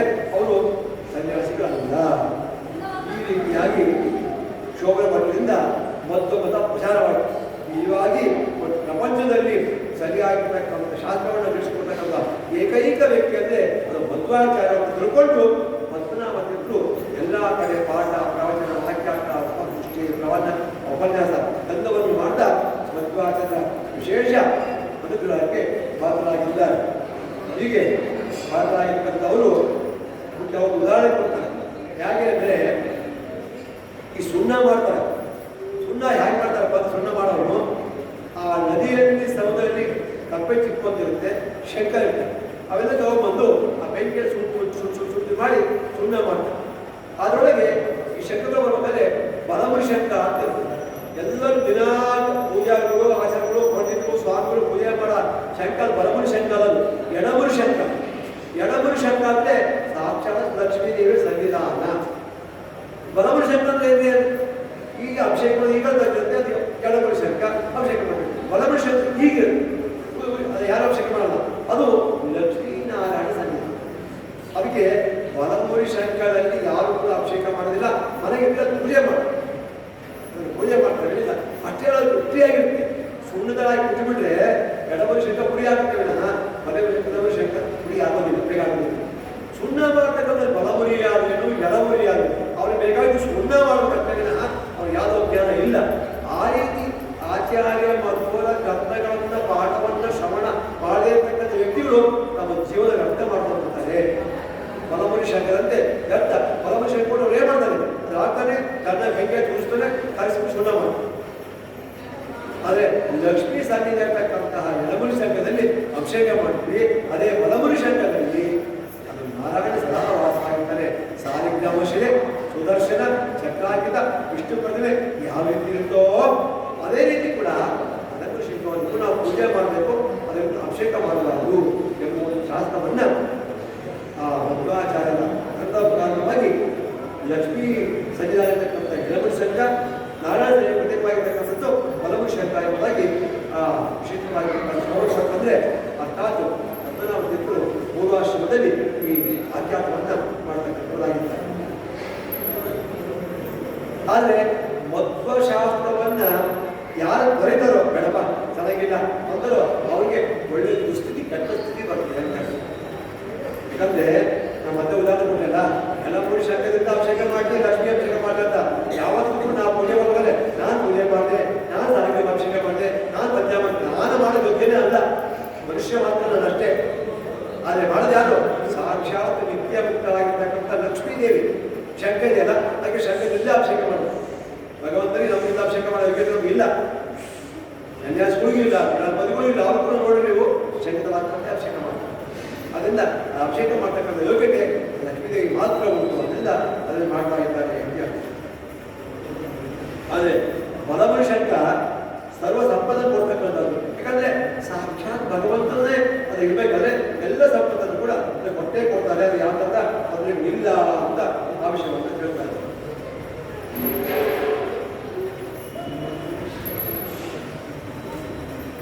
ಈಗ ಮತ್ವಶಾಸ್ತ್ರವನ್ನು ಓದಿ ಅದು ಸಂಪೂರ್ಣ ಅರ್ಥವನ್ನು ಕೊಟ್ಟರೆ ಅವನ ಜೀವನದಲ್ಲಿ ಒಂದೇ ಬೆಟ್ಟಾಗಿ ಮೋಕ್ಷಕ್ಕೆ ಹೋಗುತ್ತಾ ಅನ್ನೋದು. ಆದರೆ ದನ ಕಾಯ್ದಿರ್ತಾರೆ. ಆ ದನ ಕಾಯ್ದು ಏನ್ ಮಾಡ್ತಾರೆ ಅಂದ್ರೆ ದನಗಳೆಲ್ಲ ಕಾದ್ಕೊಂಡ್ಬಿಟ್ಟು ಕೊಡ್ತಾನೆ. ಆದರೆ ಆ ಪರಮ ಶಂಕೋ ಸಿಕ್ಕರೆ ಮಾರ್ಕೊಂಡ್ಬಿಡ್ತಾನೆ, ದುಡ್ಡು ಬರುತ್ತೆ, ಹಣದಿಂದ ಬಂಗಾರ ಜೀವನ ಮಾಡ್ತಾನೆ. ಅವನೇನು ಸಿಕ್ತು? ಅವನಿಗೆ ಏನು ಸಿಗಲಿಲ್ಲ. ನೋಡಿ, ಶಂಕದಿಂದ ಎರಡೂ ಉಂಟು. ಜ್ಞಾನಿಯಾಗಿರ್ತಕ್ಕಂಥದ್ದು ತಿಳ್ಕೊಂಡು ಪೂಜೆ ಮಾಡಿದ್ರೆ ಅದು ವಿಶೇಷವಾದ ಅನುಗ್ರಹ ಮುಖ್ಯ ಸಿಗುತ್ತೆ. ಅದು ಒಳ್ಳೆ ಕಾಸ್ಟ್ಲಿಯಪ್ಪ ದುಡ್ಡು ಸಿಗುತ್ತೆ ಅಂತೇಳಿ ಮಾಡ್ಕೊಂಡ್ಬಿಟ್ರೆ ಅದರಿಂದ ದುಡ್ಡು ಬರುತ್ತೆ, ಬಂಗಾರ ಬರುತ್ತೆ, ಆದರೆ ಪುಣ್ಯ ಸಾಧನೆ ಯಾವುದೂ ಆಗುವುದಿಲ್ಲ. ಆ ರೀತಿಯಾಗಿ ಅದು ಇರಬೇಕು ಅಂತೇಳಿ ಅತ್ಯಾವರ್ತರ ಕವಿಗಳು ಸುಧಾವ ಪಠನೀಯ ವಸುಧಾವ ಪಾಲನೀಯ. ನಾವು ಬ್ರಾಹ್ಮಣ ಹುಟ್ಟಿದಾಗ ಎರಡು ಮಾಡ್ಬೇಕಂತ ಎರಡೇ ಮಾಡ್ಬೇಕು, ಬೇರೆ ಏನಿಲ್ಲ. ಸುಧಾಗಿಂತ ಓದಬೇಕು, ತೆಗಿದಾಗಲ್ಲ ವಸುಧಾ ಪಾಲನೆ ಮಾಡಬೇಕು. ಸುಧಾ ಅಂದ್ರೆ ಭೂಮಿಯನ್ನು ಆಡಬೇಕು. ಈಗ ಬ್ರಾಹ್ಮಣ ಭೂಮಿಗಳಲ್ಲ ಗೌರ್ಮೆಂಟ್ ಮಾರ್ಕೆಟ್ ಇಟ್ಕೊಂಡು ಯಾರು ಭೂಮಿಯಿಂದ ಉಳಿದು ಒಂದೇ ಒಂದು ಸುಧೈಕ ಪಡಲ್ಲ. ಸುಧಾ ಮೊದಲು ಓದಬೇಕನ್ನ ಭೂಮಿ ಮಾಡಲಿಕ್ಕೆ ಕಾರ್ಯ ಇಲ್ಲ. ಆದ್ದರಿಂದ ಇಂತಹ ಉದಾಹರಣೆಗಳನ್ನು ಕೊಟ್ಟು ಶೌರಭಟ್ಟ ಅಂದರೆ ಹತ್ತನಾವತ್ತು ಆಚಾರದಲ್ಲಿ ಎಲ್ಲದರ ಬಗ್ಗೆ ಅಭಿವೃದ್ಧಿಯನ್ನು ತೋರಿಸ್ತಾ ಇದ್ದಾರೆ. ಯಥಾಹಾರೋ ಭಗವತೆ ಗುಣ ಭಕ್ತಿ ಭವಿಷ್ಯತಿ ಸರ್ವಾತ್ಮನ್ಯ ಅಖಿಲಾಧಾರಿ ಸಂಕಲ್ಪವಲ್ಲ. ಹೀಗೆ ಮಧ್ವಾಚಾರ್ಯರ ಸರ್ವ ಪೂಜತ್ವವನ್ನು ಕೂಡ ವಿಶೇಷವಾಗಿ ವರ್ಣನೆ ಮಾಡ್ತಾ ಇದ್ದಾರೆ. ಯಾವ ರೀತಿ ಅಂದರೆ ಅವರ ವಾಕ್ಯಾರ್ಥ ಅನ್ನಬೇಕಾದ್ರೆ ಭಾಷ್ಯ ಶೋಭಟ್ಟು ಆ ಕನ್ನಡ ಓದಿ ತುಂಬ ಖುಷಿಯಾಗಿದ್ದಾರೆ. ಯಾಕಂದ್ರೆ ಮನುಷ್ಯನ ಸಂಶಯನ ಓದ್ಮೇಲೆ ಆನಂದ ಆಗೋದೇ ಬೇರೆ. ಅಂತ ಜ್ಞಾನಿಗಳಿಗೆ ಬಂದು ಮಧ್ವಾಚಾರ್ಯರಿಗೆ ರುದ್ರದೇವರು ಕೂಡ ನಮಸ್ಕಾರ ಮಾಡಿದಂತೆ, ಇಂದ್ರದೇವರು ಕೂಡ ಬಂದು ನಮಸ್ಕಾರ ಮಾಡಿದಂತೆ, ದೇವತೆಗಳ ಗುರುಗಳಾಗಿರ್ತಕ್ಕಂಥ ಬೃಹಸ್ಪತ್ಯಾಚಾರ್ಯರು ಬಂದು ನಮಸ್ಕಾರ ಮಾಡಿದಂತೆ. ಯಾಕೆ? ಮಧ್ವಾಚಾರ್ಯ. ಯಾಕೆ? ಜೀವೋತ್ತಮರಾಗಿರ್ತಕ್ಕಂಥ ವಾಯುದೇವರು ಶಂಕರ ಶಂಕರಾಧ್ಯ ಅಂತ ವಾಸ್ತವದಲ್ಲಿ ಬರುತ್ತೆ. ಇವೆಲ್ಲರೂ ಕೂಡ ಆ ವಿಷಯದಲ್ಲಿ ಆಚಾರ್ಯ ಬಂದವರಿಗೆ ನಮಸ್ಕಾರವನ್ನು ಮಾಡ್ತಾ ಇದ್ರು, ಅವರಿಂದ ಅನುಗ್ರಹವನ್ನು ಪಡ್ಕೊಳ್ತಾ ಇದ್ರು ಅಂತಕ್ಕಂಥದ್ದು ವಿಶೇಷವಾಗಿರ್ತಾ ಇದೆ. ಅನಂತರದಲ್ಲಿ ಆಚಾರ್ಯ ಮಧ್ವರು ಅಚ್ಯುತ ಪ್ರೇಕ್ಷಾಚಾರ್ಯಂತಹ ಈ ಹಂಸನಾಮಕ ಪರಂಪರೆಯ ಹೊಂದತಕ್ಕಂಥ ಮಹಾಜ್ಞಾನಿಗಳು ಸನ್ಯಾಸಿಗಳು ಅಚ್ಯುತ ಪ್ರೇಕ್ಷಾಚಾರ್ಯರು ಅಂತ. ಇವರು ಬೇರೆ ಯಾರೂ ಅಲ್ಲ. ಯಾರು ಅಂದರೆ ದ್ವಾಪರ ಯುಗದಲ್ಲಿ ದ್ರೌಪದಿ ದೇವಿ ಯಾರ ಬ್ರಾಹ್ಮಣ ತಾಯೇ ಅನಾಥ ಹೋದ್ರೆ ಭಿಕ್ಷೆ ಆಗ್ತಾ ಇದ್ದಂತೆ. ದ್ರೌಪದಿ ದೇವಿ ಹತ್ರ ಭಿಕ್ಷೆಯನ್ನು ಸ್ವೀಕಾರ ಮಾಡಿದ ಒಬ್ಬ ವ್ಯಕ್ತಿ ಕಲಿಯುಗದಲ್ಲಿ ಅಚ್ಯುತ ಪ್ರೇಕ್ಷಾಚಾರ್ಯರಾಗಿ ಬಂದಿದ್ದಾರೆ. ಅವರು ಪ್ರಸ್ತುತ ನಮ್ಮ ದೃಷ್ಟಿಯಲ್ಲಿ ಮಧ್ವಾಚಾರ್ಯರ ಗುರುಗಳಾಗಿ ಮಧ್ವಾಚಾರ್ಯ ಆಶ್ರಮವನ್ನು ಕೊಡ್ತಕ್ಕಂಥವರಾಗಿದ್ದಾರೆ. ಆದರೆ ಮಧ್ವಾಚಾರ್ಯತಕ್ಕಂಥವರು ಸಾಸಿವೆಗಳಷ್ಟು ಜ್ಞಾನ ಕೂಡ ಇಲ್ಲ. ಆದರೆ ನೋಡ್ಲಿಕ್ಕೆ ಮಾತ್ರ ತಂದೆ ರೈತ ಇರ್ತಾನೆ, ಮಗ ಎಲ್ಲೋ ವಿದ್ಯಾರ್ಥಿ ಓದಿ ಸುಧಾ ಪಾಠ ಪ್ರವಚನ ಮಾಡ್ತಾ ಸ್ವಯಂ ಪಾಠ ಮಾಡ್ತಾರೆ. ಅಪ್ಪ ಒಳ್ಳೆ ಕಸ ಖುಷಿ ಆಗ್ತದೆ. ಅಪ್ಪನ ಮಗ ಅಂದ್ರೆ ಅವ್ನು ಪಡ್ಕೊಂಡ್ಬಿಡ್ತಾರೆ, ಅವನಿಗೆ ಪಡ್ಕೊಂಡ್ಬಿಡ್ತಾರೆ. ಆ ರೀತಿ ಗುರುಗಳು ಅಚ್ಯುತ ಪ್ರೇಕ್ಷಾಚಾರ್ಯರು ದೊಡ್ಡ ಗುರುಗಳೇ ಇರ್ಬೋದು, ಆದರೆ ಜ್ಞಾನದಲ್ಲಿ ಆಚಾರ್ಯರ ಸಂಬಂಧ ಇಲ್ಲ. ಆಗ ಅಚ್ಯುತ ಪ್ರೇಕ್ಷಾಚಾರ್ಯ ಆಚಾರ್ಯ ಬಂದಾಗ ಆಚಾರ್ಯರಿಗೆ ಪಾಠ ಹೇಳಿದಂತೆ ಮಧ್ವಾಚಾರ್ಯರು ಅಚ್ಯುತ ಪ್ರೇಕ್ಷಾಚಾರ್ಯರಿಗೆ ಎಲ್ಲ ಕೂಡ ಅನ್ನೋದನ್ನ ತಿಳಿಸ್ಕೊಡ್ತಾರೆ. ಆ ಶಿಷ್ಯನಿಂದ ಗುರುಗಳು ಉದ್ಧಾರವಾಗ್ತಾ ಇದ್ದಾರೆ. ಅಂತಹ ಅಚ್ಯುತ ಪ್ರೇಕ್ಷರಿಗೆ ಮಧ್ವರ ವಿಶಿಷ್ಟವಾಗಿರ್ತಕ್ಕಂಥ ಒಂದು ಉಪದೇಶ ಇದೆ. ಸಾಮಾನ್ಯವಾಗಿ ನೀವು ನೋಡ್ಬೋದು, ಹೆಸರುಗಳಾಗಿಲ್ಲ, ಕೆಲವೊಂದು ಸನ್ಯಾಸಿಗಳಿಗೆ ಗೃಹಸ್ಥಾಶ್ರಮಗಳು ಪಾಠ ಹೇಳ್ತಾರೆ. ಸನ್ಯಾಸಿ ಧರ್ಮ ದೊಡ್ಡದು, ಚಿಕ್ಕದಿರ್ತದೆ. ಸನ್ಯಾಸಿಗಳು ಉಡುಪಿ ನೋಡಿದ್ವಿ ನಾವು, ಚಿಕ್ಕದಿರ್ತದೆ. ಅವ್ರಿಗೆ ಪಾಠ ಹೇಳ್ಬೇಕಾದ್ರೆ ಏಕಾಂತದಲ್ಲಿ ಗೃಹಸ್ಥಾಶ್ರಮಗಳು ದೊಡ್ಡವರು ವಯಸ್ಸಾದವರು ಪಾಠ ಹೇಳ್ಕೊಡ್ತಾರೆ. ಜ್ಞಾನ ದೃಷ್ಟಿಯಿಂದ ಅವ್ರು ದೊಡ್ಡರೇ ವಿನಃ ಆಶ್ರಮ ದೃಷ್ಟಿಯಿಂದ ಅವ್ರು ದೊಡ್ಡರಲ್ಲ ಎಂಬ ಮತವನ್ನು ತಿಳ್ಕೋಬೇಕು ಅಂತೇಳಿ ಆ ವಿಷಯವನ್ನು ಕೂಡ ಅಲ್ಲಿ ವಿಸ್ತಾರವಾಗಿ ತಿಳಿಸ್ತಾ ಇದ್ದಾರೆ. ಹೀಗೆ ಆಚಾರ್ಯ ಮಧ್ವರು ಸಂಚಾರವನ್ನು ಮಾಡ್ತಾ ಅವರು ಉಡುಪಿಗೆ ಬರ್ತಾರೆ. ಉಡುಪಿ ಹೆಸರು ರಜತ ಪೀಠಪುರ ಅಂತ ಹೆಸರು. ಉಡುಪಿ ಹೇಳ್ತಾರೆ. ಅಲ್ಲಿ ಅನಂತೇಶ್ವರ ದೇವಸ್ಥಾನ ಅಂತ ಇವಾಗ ನೋಡಿರ್ಬೋದು. ಈ ಚೆನ್ನಾಗಿ ನೋಡಿರೋದಿಲ್ಲ. ಅನಂತೇಶ್ವರ ದೇವಸ್ಥಾನದ ಹೆಸರು ಅಲ್ಲಿ ನೋಡಿದ್ರೆ ಇರ್ತಕ್ಕಂಥದ್ದು ಲಿಂಗ. ಜನ ಏನು ಬರೀತು ಲಿಂಗ ರುದ್ರದೇವರು ಶೈವ ಕ್ಷೇತ್ರ ಅಂತಾರೆ. ಶಿವನ ಕ್ಷೇತ್ರ ಶ್ರೀಶೈಲ ಕಾಶಿ ಜ್ಞಾನ ಅನ್ಕೋತಾರೆ. ಇಲ್ಲ, ಶುದ್ಧ ವೈಷ್ಣವ ಕ್ಷೇತ್ರ. ಜನಗಳಿಗೆ ಆ ಥರ ಅನಂತ ರುದ್ರಾಲ ಅಂತ ಗೊತ್ತಾಗಬೇಕು ಅಂತ ಮಧ್ವಾಚಾರ್ಯರು ಸಂಕಲ್ಪ ಮಾಡ್ತಾರೆ. ಈ ಉಡುಪಿ ಕ್ಷೇತ್ರದಲ್ಲಿ ಶ್ರೀಕೃಷ್ಣನನ್ನ ಪ್ರತಿಷ್ಠೆ ಮಾಡಬೇಕು ಅಂತ ಸಂಕಲ್ಪ ಮಾಡ್ತಾರೆ. ಅಷ್ಟೇ ಮತ್ತೆ ಸಂಕಲ್ಪ, ಕೃಷ್ಣ ಭಗವಂತನ ಸಂಕಲ್ಪ ಪ್ರತಿಷ್ಠೆ ಮಾಡಬೇಕು ಅಂತ ಮಾಡ್ತಾರೆ. ಯಾಕಂದ್ರೆ ಇದು ಶಿವಕ್ಷೇತ್ರ ಅಲ್ಲ, ಇದು ವಿಷ್ಣು ಕ್ಷೇತ್ರ, ಎಲ್ಲರಿಗೂ ಗೊತ್ತಾಗಬೇಕು ಅಂತ. ಆದರೆ ಆ ಕೃಷ್ಣನ ಪ್ರತಿಮೆ ಎಂದಿರಬೇಕು ಅಂತ ಹೇಳಿದಾಗ, ನೀವು ಉಡುಪಿಗೆ ಹೋದ್ರೆ ಅಲ್ಲಿ ಒಂದು ಸಮುದ್ರ ತೀರ ಬರುತ್ತೆ, ಮಲ್ಪೆ. ಆ ಮಲ್ಪೆಯಲ್ಲಿ ನಾನು ಹೋದಾಗ ದೂರದಲ್ಲಿ ಒಂದು ದೊಡ್ಡ ಹಡಗು ಅಲ್ಲೋದ ಕಲ್ಲೋದಿಗೆ ಮುಂತಾ ಇರ್ತದೆ. ಆ ಹಡಗಿನ ಯಜಮಾನ ಓದ್ ಕೂತ್ಕೊಳ್ತಾನೆ, ಸ್ವಾಮಿ ರಕ್ಷಣೆ ಮಾಡಿ. ಈ ಕಡೆ ದಂಡೆಯಲ್ಲಿ ಮಧ್ವಾಚಾರ್ಯರು ಒತ್ತಾನಿಕೆ ಮಾಡ್ತಾ ಇದ್ದಾರೆ. ಒಮ್ಮೆ ನೋಡ್ತಾರೆ, ಹಡಗು ಮುಳುಗಲ ಇರ್ತದೆ. ಅವ್ರು ಏನ್ ಮಾಡ್ತಾರೆ, ಹೊತ್ಕೊಂಡಿರ್ತಕ್ಕಂಥ ಶಾಡಿನ ಒಂದ್ಸರಿ ಗಾಳಿ ಬೀಸಿ ತಂದ್ಬಿಡ್ತಾರೆ. ಅದು ಸೀದಾ ಒಂದು ದಂಡೆ ಸೇರುತ್ತೆ, ಯಾರಿಗೇನು ಅಪಾಯ ಆಗುವುದು. ಹಡಗಿನ ವ್ಯಾಪಾರಿ, ಹಡಗಿನ ಒಡೆಯ ಮಧ್ವಾಚಾರ್ಯ ನಮಸ್ಕಾರ ಮಾಡಿ, ಗುರುಗಳೇ ಇಷ್ಟು ಸಂಪತ್ತು, ಇದೆಲ್ಲ ಬಂಗಾರ ಬೆಳ್ಳಿ ಜನನ ಎಲ್ಲರೂ ರಕ್ಷಣೆ ಮಾಡಿದ್ವಿ, ನಿಮ್ಗೆ ಏನ್ ಬೇಕೋ ಕೇಳಿ ಕೊಡ್ತೀರಿ ಅಡಿಗೆ ಅಂತ. ಆ ಹಡಗು ಅಲ್ಲಾಡುವಾಗ ಕೆಳಗಡೆ ಮಣ್ಣಾಗಿತ್ತು, ದಪ್ಪವಾಗಿ ಮಣ್ಣಿನ ಗಡ್ಡೆಗಳು. ಅಲ್ಲೇ ಮಣ್ಣಿಗಡ್ಡೆ ಅಂದರೆ ದ್ವಾರಕದಲ್ಲಿರ್ತಕ್ಕಂಥ ಗೋಪಚಂದ್ರ ಮಣ್ಣಿಗಡ್ಡೆ. ಗೋಪಚಂದ್ರ ನಮಗೆ ಕರೀತೀವಲ್ಲ, ಅದು ಮಣ್ಣಿಗಡ್ಡೆ ಅಂತ ಗಡ್ಡೆಗಳನ್ನ ಅವರಿಗೆ ಹಾಕಿದ್ದ. ಅದನ್ನು ಕೊಡಪ್ಪ ಅಂತ ಮಧ್ವಾಚಾರ್ಯ ಕೇಳಿದ್ರು. ಅಯ್ಯೋ ಅಷ್ಟೇನಾ, ಬಂಗಾರ ಎಲ್ಲ ಬೆಳ್ಳಿ ಎಲ್ಲ ವಜ್ರ ಎಲ್ಲ ಮಾಣಿಕ್ಯ ಕೊಡ್ತೀವಿ ಸ್ವಾಮಿ ಅಂತ ಒಂದು ಗಡ್ಡೆ ಹೋಗ್ಬೇಕು. ಒಂದು ದೊಡ್ಡ ಗಡ್ಡೆ ಇತ್ತು, ಆ ಗಡ್ಡೆನ ತಗೊಂಡ್ರು. ಅದನ್ನು ಹೊಡೆದು ನೋಡಿದ್ರೆ ಅದೇ ಸುಂದರವಾಗಿರ್ತಕ್ಕಂಥ ಇವತ್ತೇನು ಈ ಉಡುಪಿಗೆ ಹೋದ್ರೆ ಆ ಕನಕಗಿರಿ ನೋಡ್ತಕ್ಕಂತಹ ಸುಂದರವಾಗಿರ್ತಕ್ಕಂಥ ಕಡಗೋಲಿನ ಕೃಷ್ಣ ಇದೆಯಲ್ಲ, ಆ ಕೃಷ್ಣ ಪ್ರತಿಮೆ ಅಲ್ಲಿ ಇರ್ತಕ್ಕಂಥದ್ದಾಗಿದೆ. ಆ ಕೃಷ್ಣ ಪ್ರತಿಮೆಯನ್ನ ಅಲ್ಲಿ ಪ್ರತಿಷ್ಠೆ ಮಾಡಬೇಕು ಅಂತ ಆಚಾರ್ಯ ಮಧ್ವರು ಸಂಕಲ್ಪವನ್ನ ಮಾಡ್ತಕ್ಕಂಥವರಾಗಿದ್ದಾರೆ. ಆ ಕೃಷ್ಣ ಪ್ರತಿಮೆ ವೈಷ್ಣವರ ವಿಶಿಷ್ಟವಾಗಿರ್ತಕ್ಕಂಥ ಪ್ರತಿಮೆ ಆಗಿರ್ತಕ್ಕಂಥದ್ದು. ಅದನ್ನ ನಾವು ಮಾಡಬೇಕು ಅಂತೇಳಿ ಆ ಪ್ರತಿಮೆಯನ್ನ ತಮ್ಮ ಕೈಯಿಂದ ಸ್ಪರ್ಶ ಮಾಡ್ತಾರೆ. ನಿನ್ನೆ ಯಾವುದೋ ಒಂದು ಉಪನ್ಯಾಸ ಹೇಳ್ತಾ ಇದ್ವಿ, ಈ ಸನ್ಯಾಸಿ ಪೀಠಾಧಿಪತಿಗಳು ಕೈಯಲ್ಲಿ ಮಂತ್ರಶಕ್ತಿ ಕೂಡ ತಗೊಂತೀವಿ, ನಾವು ಅಕ್ಷತೆ ಕೂಡ ತಗೊಂತೀವಿ. ಯಾಕೆ ತಗೊಂತೀವಿ ಅಂದ್ರೆ ನಿತ್ಯ ಅವರ ಉಪಾಸ್ಯ ಮೂರ್ತಿಯಿಂದ ಮುಚ್ಚಿರ್ತಾರೆ, ನಿತ್ಯ ಕೈಯಿಂದ ಜಪ ಮಾಡಿರ್ತಾರೆ, ನಿತ್ಯ ಕೈಯಿಂದ ಮುಟ್ಟಿರ್ತಾರೆ, ಶುದ್ಧವಾಗಿರ್ತಕ್ಕಂಥ ಹಸ್ತ. ಅದರಿಂದ ಅಂತ ಕೊಡ್ತಕ್ಕಂಥ ಮಂತ್ರಶಕ್ತಿ ಕೊಟ್ಬಿಟ್ರೆ ಅದರಿಂದ ನಮ್ಗೆ ಸಿದ್ಧಿ ಆಗುತ್ತೆ. ಹಾಗಿರಬೇಕಾದ್ರೆ ಜೀವೋತ್ತಮರಾಗಿರ್ತಕ್ಕಂಥ ವಾಯುದೇವರಾಗಿರ್ತಕ್ಕಂಥ ಮಧ್ವಾಚಾರ್ಯರು ಈ ಪ್ರತಿಮೆಯನ್ನು ಮುಗಿದಾಗ ಕಷ್ಟ ತಾಪೋಪನಂ ರಾಯ ಬೃಂದಾವನ ಈ ಸ್ವಾಮಿ ಪ್ರತಿಷ್ಠೆ ಮಾಡಿದರೆ, ಅಷ್ಟದ ಪೂಜೆ ಮಾಡ್ತಾರೆ, ಶಪಥ ಮಾಡ್ತಾರೆ, ಅದು ವಿಶಿಷ್ಟವಾದ ಪುಣ್ಯ ಬಂದಿದೆ. ಆ ಪುಣ್ಯವನ್ನು ಯಾರೋ ಬಂದು ಶರ್ಟು ಪ್ಯಾಂಟ್ ದಿನ ಪೂಜೆ ಮಾಡಿ ನೀವು ಯಾರ ಬಂದ ಕೊಡಿಗೆ ಒಬ್ಬರು ಇರುತ್ತೆ. ಅಲ್ಲಿ ಆ ಕಲ್ಲು ಬಂದಿರೋದು ಯಾವುದೋ ಪೂಜೆ ಮಾಡ್ತಾರೆ ಇದೆಯಾ ಅಂದರೆ ಅರ್ಚಕರಿಗೆ ತಪ್ಪು. ಅರ್ಚಕರು ನಿತ್ಯ ಮಂತ್ರಗಳನ್ನು ಮಾಡಿದಾಗ ಅದಕ್ಕೆ ವಿಶಿಷ್ಟವಾಗಿ ಪ್ರತಿಷ್ಠೆ ಮಾಡ್ತಾರೆ.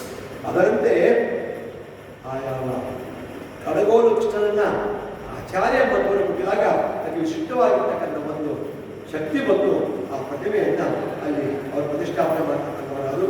ಈ ಪ್ರತಿಮೆ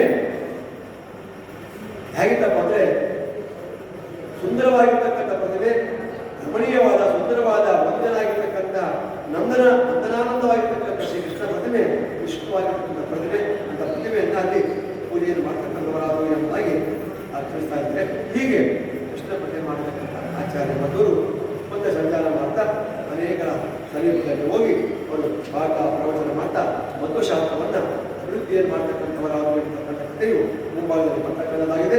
ಆಮೇಲೆ ಮಧ್ವಾಚಾರ್ಯರನ್ನ ಹೇಗಿದ್ರು ಅಂತ ನಮ್ಮ ನಾರಾಯಣ ಭಟ್ಟಾಚಾರ್ಯ ವರ್ಣನೆ ಮಾಡ್ತಾ ಇದ್ದಾರೆ.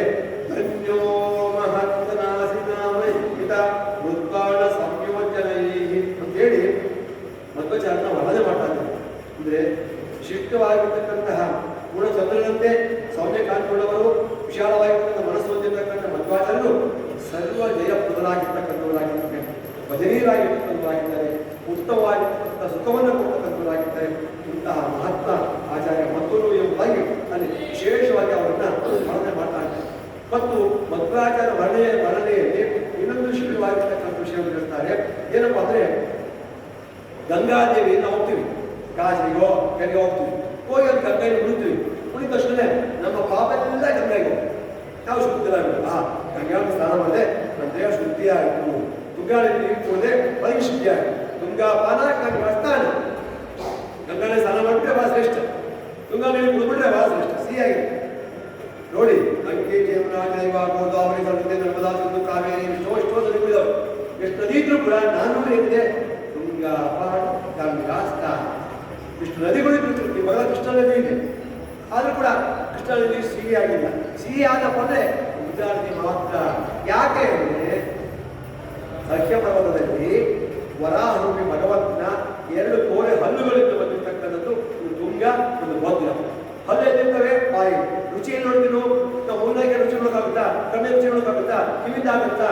ಬಾಯಿ ನಾಲ್ಗೆ ಮೇಲೆ ಸಿಹಿ, ಉಪ್ಪು, ಖಾರ, ಹುಳಿ, ಹಾಗೆ ಸಿಹಿಯಾದ ನೀರು ಬರಬೇಕಂತಿಗೆ ಬಾಯಿಯಿಂದ. ಕೋರೆಯನ್ನು ಏನಿದೆ? ಬಾಯಿ. ಅದರಿಂದ ಬಂದಿರತಕ್ಕಂಥದ್ದು ತುಂಗಾ ನದಿ, ಇದಕ್ಕೆ ತುಂಗಾಪಾನ. ಗಂಗಾ ನಾನು ಒಮ್ಮೆ ಜೀವನದಲ್ಲಿ ಗಂಗಾ ನದಿಗೆ ಹೋಗಿ ಮುಡಿಬಿಟ್ಟು ಸ್ನಾನ ಮಾಡಿ ಬಂದರೆ ನಮ್ಮ ದೇಹ ಪವಿತ್ರವಾಗುತ್ತೆ. ಆದರೆ ನಮ್ಮಂತ ಪಾಪಿಷ್ಟು ಕೋಟಿ ಜನ ಗಂಗಾ ನದಿಯಲ್ಲಿ ಮುಡಿಬಿಡಿ, ನಮ್ಮ ಪಾಪ ಎಲ್ಲ ಗಂಗಾ ಹಿಡಿಬಿಡ್ತು, ನಾವು ಶುದ್ಧರಾದ. ಗಂಗಾ ಮನುಷ್ಯ ಮಾಡಿ ಪಾಪ ಹೇಗೆ ಕಳ್ಕೋಬೇಕು ಅಂದರೆ ಇಂತಹ ಆಚಾರ್ಯ ಮಕ್ಕಳು ಗಂಗೆಯಲ್ಲಿ ಮುಳುಗಿದರೆ ಗಂಗೆ ಪವಿತ್ರ ಆಗುತ್ತೆ. ಹಾಗಾಗಿ ಗಂಗಾದೇವಿ ತನ್ನ ಪಾಪ ಎಲ್ಲವನ್ನೂ ಕಳ್ಕೋಬೇಕಂದ್ರೆ ಇಂತಹ ಜೀವೋತ್ತಮರಾಗಿರ್ತಕ್ಕಂಥ ವಾಯುದೇವರ ಅವತಾರಿಯಾಗಿರ್ತಕ್ಕಂಥ ಮಧ್ವಾಚಾರ್ಯರು ಬಂದು ನಾನು ಮಾಡಿಬಿಟ್ರೆ ಗಂಗಾ ಪವಿತ್ರ ಆಗುತ್ತೆ. ಇಷ್ಟು ಪಾಪ ಬಿದ್ದೋಗಿದ್ದ ಮನುಷ್ಯರು ಎಲ್ಲ ನನಗೆ ಹೋಗ್ಬೇಕು ಅಂತ ಆ ಗಂಗಾದೇವಿ ತುಂಬ ಸಂತೋಷವನ್ನು ಪಡ್ತಾರೆ. ಆದರೆ ಗಂಗಾದೇವಿ ಹುಡುಕೊಂಡು ಮಧ್ವಾಚಾರ್ಯರವನ್ನ ಇಲ್ಲಿ ಗೊತ್ತಿದೆಯೋ ಇಲ್ಲೋ, ಉಡುಪಿಯಲ್ಲಿರುವ ಮಧ್ವ ಸರೋವರ ಇದೆಯಲ್ಲ, ಆ ಸರೋವರ ಮಧ್ವಾಚಾರ್ಯ ಬಂದರೆ ಮಧ್ವ ಸರೋವರ ಅದಕ್ಕಿಂತ ಮುಂಚೆ ಗ್ರಂಥ ಸರೋವರ ಆಗಿದೆ. ಒಮ್ಮೆ ನಮ್ಮ ಮದುವೆಗೆ ಹೋಗಿ ಗಂಗಾ ಸ್ನಾನ ಮಾಡಬೇಕು ಹೋಗ್ಬೇಕು ಅಂತ ಶಿಷ್ಯರು ಕೇಳಿದಾಗ ಗುರುಗಳು ಹೇಳಿದಂತೆ ಹೋಗ್ತೇನೆ ಅಂದರೆ ಹೋಗ್ಬೇಡಿ ಕೇಳಿದಂತೆ ರಾತ್ರಿ ಕನಸಲ್ಲಿ ಗಂಗಾದೇವಿ ನಾನೇ ನಿನ್ನಲ್ಲಿ ಬರ್ತೀನಿ ಗಂಗಾ ನಾವು ಹೇಳಿದೆ. ಹಂಗಂತ ಬಂದಿಸ್ತಾನೆ ಗಂಗಾದೇವಿ ಎಲ್ಲಿ ಗಂಗಾ ಎಲ್ಲಿ ಮಧ್ವ ಸರೋವರ, ಅಲ್ಲಿ ಗಂಗಾ ಬಂದಂತೆ ಅವತ್ತಿಂದ ಅದಕ್ಕೆ ಮಧ್ವ ಸರೋವರ ಅಂತ ಹೆಸರು ಬಂತು. ಅನಂತ ಸರೋವರ ಹೋಗಿ ಮಧ್ವ ಸರೋವರ, ಅಲ್ಲಿಂದ ಇವತ್ತು ಕೂಡ ಮಧ್ವ ಸರೋವರದಲ್ಲಿ ಗಂಗಾದೇವಿ ಇದ್ದಾರೆ. ಅಲ್ಲಿ ಅಷ್ಟಮಠದ ಸ್ವಾಮಿಗಳು ಅಲ್ಲಿ ಸ್ನಾನ ಮಾಡಿ ಕೃಷ್ಣನ ಮುಟ್ಟಿ ಪೂಜೆ ಮಾಡುವ ಸಂಪ್ರದಾಯ ಮೊದಲಿಂದ ಬಂದಿದೆ. ಆದ್ದರಿಂದ ಇಲ್ಲಿ ಗಂಗಾ ನದಿ ತಾನೇ ಪ್ರವಾಸ ಬಂದು 2 ಭಾಗವಾಗಿ ಬಂದು ಅವರಿಗೆ ಪಾಲು ಹೋಗ್ತಾರೆ.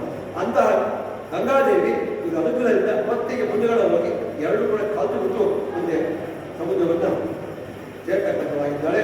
ಇಂತಹ ಗಂಗಾದೇವಿ ಶಿಷ್ಟವಾಗಿ ಆಚಾರ್ಯರಿಂದ ವಿಶೇಷವಾದ ಪುಣ್ಯವನ್ನು ಪಡ್ಕೊಂಡು ತಾನು ಪವಿತ್ರವಾಗಿದ್ದಾಳೆ ಎಂಬತಕ್ಕಂಥ ವಿಷಯವನ್ನು ಕೂಡ ಅಲ್ಲಿ ತಿಳಿಸ್ತಕ್ಕಂಥವಾಗಿದೆ. ಆಮೇಲೆ ಮಧ್ವಾಚಾರ್ಯರು ಮಧ್ವಾಚಾರ್ಯರ ಒಂದು ವಿಷಯವನ್ನು ಹೇಳ್ತಾರೆ.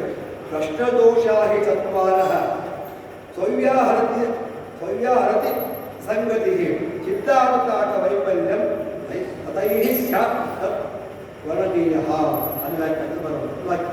ಅಂದರೆ ಜ್ಞಾನ ಜ್ಞಾನ ಇವೆಲ್ಲವನ್ನೂ ಕೂಡ ನಾವು ತಿಳ್ಕೊಂಡು ಯಾವುದು ಒಳ್ಳೆಯದು ನಾವು ಮನುಷ್ಯರಾಗಿದ್ವಿ, ಕೆಟ್ಟದ್ದು ಒಳ್ಳೆಯದು ಗೊತ್ತಾಗುತ್ತೆ.